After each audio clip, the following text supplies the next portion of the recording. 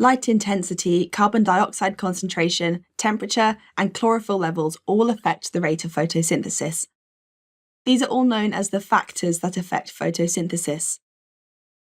So the amount of sunlight a plant has, the amount of carbon dioxide in the atmosphere surrounding the plant, the temperature that the plant's growing in, and the levels of chlorophyll within the plant are all important factors that need to be considered when looking at the rate of photosynthesis.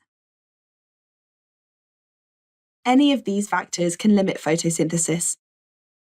Any one of these factors can limit the rate of photosynthesis, and multiple factors can be displayed on a graph.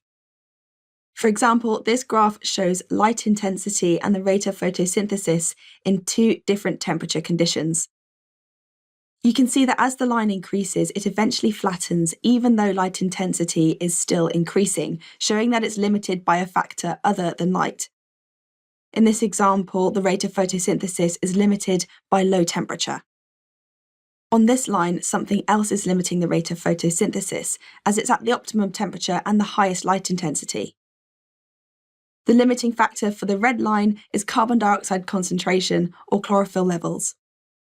You should be able to explain graphs of photosynthesis rate involving 2 or 3 factors and decide which is the limiting factor.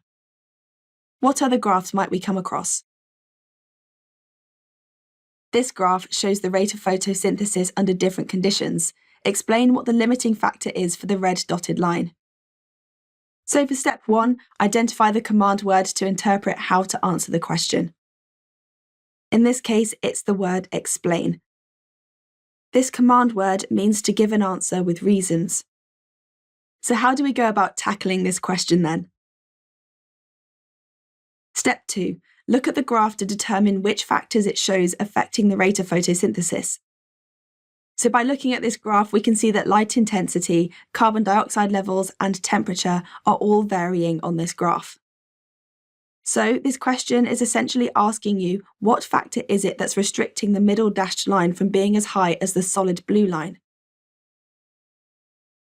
Step 3. Look at the graph to determine how each factor is affecting the rate of photosynthesis. So by looking at the middle red line, we can see that it has higher CO2 levels than the green dashed line, the bottom line, and the temperature is the same.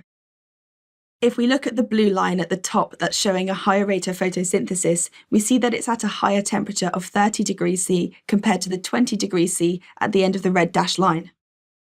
If we compare these top two lines, we can see that both have the same amount of carbon dioxide, and it's therefore temperature that limits the rate of photosynthesis between the red and blue lines, because it's the factor that differs between the two lines. Step 4, state the answer and include a connective such as because, to then go on to explain the reason. So the question can be used to figure out the start of the answer, so we're going to start with the limiting factor for the red line is. We then state the factor that varies between the red dashed line and the solid blue line as temperature, and then add the connective because. How do we then go on to explain the reason? Step 5, give the reason why you think this is the answer. So we explain the reason by stating the difference between the red dashed line and the line on the graph showing a higher rate of photosynthesis. We would say that the limiting factor for the red line is temperature because the blue line showing increased rate of photosynthesis has a higher temperature of 30 degrees Celsius. Thanks for watching. If you want to take your GCSE revision to the next level, head over to launchpadlearning.com and check out our smart learning platform that's been designed to get you top results in your exams.